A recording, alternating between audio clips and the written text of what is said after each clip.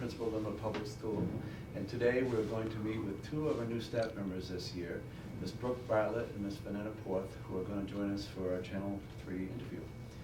Welcome, Ms. Bartlett. Welcome to Channel 3. Thank you for having me here. Can you talk a little bit about kind of where you grew up and high school, colleges attended, and a little background information on you? Sure. I grew up about an hour south of here in a really small town, Gilmanton, New Hampshire. And we go to school K through 8 for that piece in Gilmanton. And then because Sure. I grew up about an hour south of here in a really small town, Gilmanton, New Hampshire.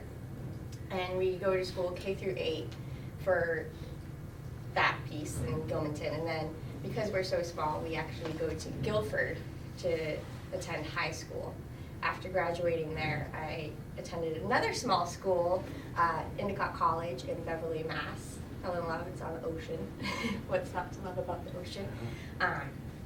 Got my feet wet teaching, being a one-on-one para, doing a long-term maternity sub. Then I moved down south where I got my graduate degree at the University of South Carolina. My first big school experience, which was pretty neat to go to a big school, and now I'm back to small school. Excellent. Cool. Excellent. This being your first year at Lin-Wood, can you talk a little bit about what your responsibilities are here and kind of what your day looks like? Yeah, so I'm the Title I reading specialist. So I'm actually paid outside of the school through Title I funds, and I work with students that need reading interventions. So I'm in small groups no larger than 4, K through 5, working on reading skills and phonics, comprehension, word work, all of those great reading skills that we need to be lifelong learners. Do you have the same kids each day, or does that vary? Yeah, I have the same students each day for half-hour blocks. Okay. Why did you choose education as a career and kind of steered you in that direction? It's interesting. I can actually pinpoint the moment where I was like, wow, this would be a really cool profession. It was my freshman year in high school, and I was in an English class. Or does that vary? Yep. I have the same students each day for half-hour blocks. Why did you choose education as a career and kind of steered you in that direction? It's interesting. I can actually pinpoint the moment where I was like, wow, this would be a really cool profession. It was my freshman year in high school, and I was in an English class, and some of my friends had some comprehension struggles with the book Lord of the Flies, and I just was in love with the book, and I understood it really well. But I didn't want to give them the answers because that's not my personality. So I guided them to a deeper understanding of the book, and when it clicked for them, they were like, whoa, so that's what that means? And I was like, that's such a cool feeling to help someone have that moment of, aha, I get it. And that's when I was like, maybe I'll go into teaching.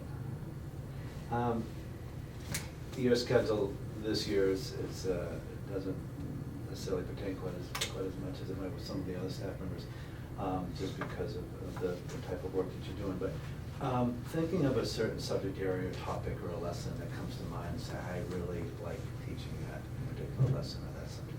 Well, prior to this position, I taught 4th grade for 4 years, and there was one unit in particular that I love, and actually I'm going to try to incorporate something in the future, but I am obsessed with Roald Dahl. He is my favorite author of all time. So I've always done an author study of Roald Dahl books, and I've noticed that students are highly engaged, and then my Roald Dahl books are just flying off the shelf. And what's so cool about him. Why did you choose education as a career and kind of steered you in that direction? It's interesting. I can actually pinpoint the moment. It's interesting. I can actually pinpoint the moment where I was like, wow, this would be a really cool profession. It was my freshman year in high school, and I was in an English class, and some of my friends had some comprehension struggles with the book Lord of the Flies, and I just was in love with the book, and I understood it really well. But I didn't want to give them the answers because that's not my personality. So I guided them to a deeper understanding of the book, and when it clicked for them, they were like, whoa, so that's what that means. And I was like, that's such a cool feeling to help someone have that moment of, aha, I get it. And that's when I was like, maybe I'll go into teaching. Your schedule this year doesn't necessarily pertain quite as much as it might with some of the other staff members, just because of the type of work that you're doing. But thinking of a certain subject area or topic or a lesson that comes to mind, say, I really like teaching that particular lesson or that subject. Well, prior to this position, I taught 4th grade for 4 years, and there was one unit in particular that I love, and actually I'm going to try to incorporate something in the future, but I am obsessed with Roald Dahl. He is my favorite author of all time.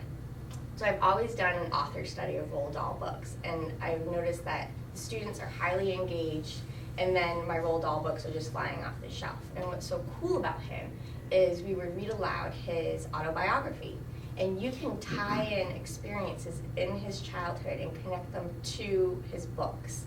So like the witches, how everyone they're trying to turn the kids into mice.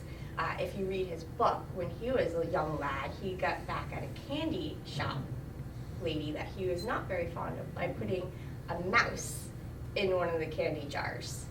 So there's all these cool connections that the kids pick up on and really deeper thinking skills, and it's just the energy is palpable, and they just love him, and I love him. And I could sense it just in you talking yeah, about it. That's so great. yeah, That's Roald good. Dahl. That's Everyone good. should read his books.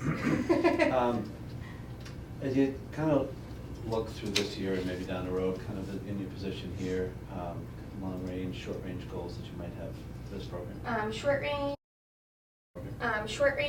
I'm going to be working with Principal, with Gail, to try to incorporate more technology to use in my small groups. And then long range, I would really like to focus on how I can incorporate reading with students I might not meet with necessarily. So more whole school reading goals and sharing my knowledge and my love of reading with staff and with students. Great. Other than teaching and education, different hobbies and interests that you have outside of teaching? I'm a big outdoors person. I like to be outside whenever possible. I recently got back into skiing, being in Lincoln and right down the road from Loon. Good idea. So skiing, cycling, running. I got up on a stand-up paddleboard this summer, so I got into that. Yoga, so lots of outdoor activities, That's athletic good. endeavors. Good. That's a good area to do all those things. So. Yes. Well, thank you for joining us today. Any final thoughts before we go off the air? No, I'm loving being back at a small school and that community feel. And speaking of long range goals, becoming more of a part of the community would be a definite goal short term that I would love. I'm feeling the love here at Lin-Wood. That's great. Well, thank you for being with us today, and we're looking forward to a great year. Thank you. We will be back to meet with Ms. Vanetta Porth in just a few minutes. Thank you. We are back for the second segment of our interview with Ms. Vanetta Porth, who is a kindergarten teacher at Lin-Wood Elementary School. Welcome to Channel 3. Welcome to Lin-Wood. Thank you very much. Can you talk a little bit with us about your background, where you grew up, and your education, high school, college, and Sure. what got you here? Yeah, I'm from Acton, Massachusetts, so I went to Acton Boxborough Regional High School growing up, and then I went to Plymouth State University where I got my undergrad for early childhood education, and I got my dance minor from there as well. Now, your responsibilities here at Lin-Wood, talk a little bit about what you're teaching, what your day looks like, and what you're doing in your classes. Yeah, so teaching kindergarten, there's a lot that we do during the day. We start off our day with morning meeting, and then we have math, and then literacy as well. It depends on what day we're doing, but some days they have PE in the morning, and then we also have science during the day. But it's a lot of, with academics, it's important, but it's also the whole like social emotional skills that we're working on and how to be kind friends with one another. that is really important inside of the classroom as well. But we also have enrichment in the afternoon where we take different groups, whether it's some kids from my classroom or some kids from Diana's classroom. And they also have lunch and recess.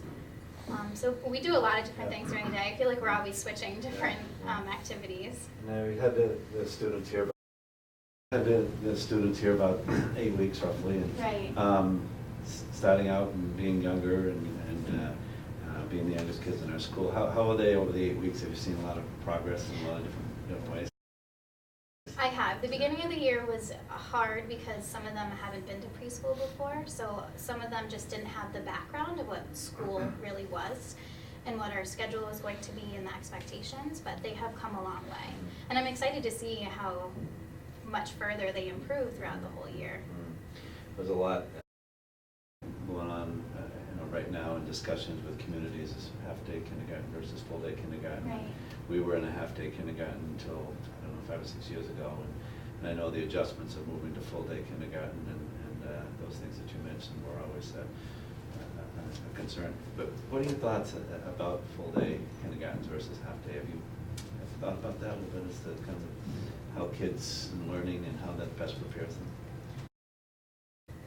I think full day is important because you get a lot more time inside of the classroom, whether it is building those friendships or building the social emotional skills like I was talking about.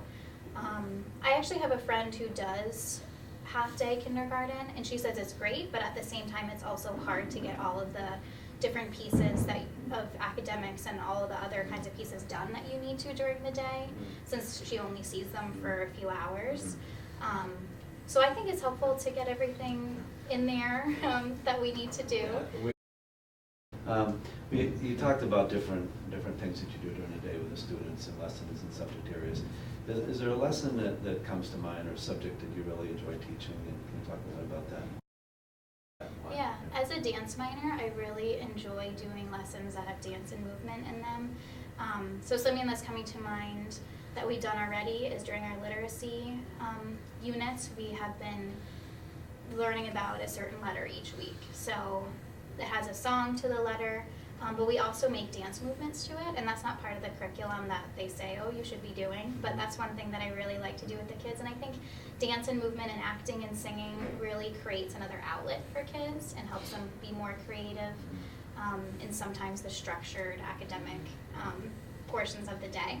So I really like doing those kinds of things. That's yeah. great, that's good. What got you going in education? What got you going in education? What are some of the things that kind of pushed you in this direction? When I was thinking about what I really wanted to do when I grew up, I was thinking about number one, I wanted a job that I could help others, and number two, I wanted to make a difference in the world, and I couldn't think of a better job. When I was thinking about what I really wanted to do when I grew up, I was thinking about number one, I wanted a job that I could help others, and number two, I wanted to make a difference in the world, and I couldn't think of a better job that helps me do both of those things during the day. Outside of teaching, different interests that you have, hobbies that you have to come to mind? Yeah, well, I'm a dancer, so whenever I can find either some dance classes or some dance opportunities, perform. I'm a dancer, so whenever I can find either some dance classes or some dance opportunities, performances, I like to do that. I also like to scrapbook, so that's a hobby of mine. But being in this area, I mean, there's so much to do, hiking or going outdoors. I really like doing that as well. So those are the things that come to mind. Good. Well, thank you for joining us today. Thank you. Final thoughts before we go out the year? I'm just happy to be here, and this is a great school. I have some great kids and great staff, so it's really awesome. Good. Thank you. We Thank enjoyed you. having you with us. Thank you. We'd like to thank everyone for joining us today for our interviews of new staff. And once again, we would like you to know that we appreciate your support of our efforts to bring news from our school and community to you. Thank you and have a great day. All right. Very good. Hello, back.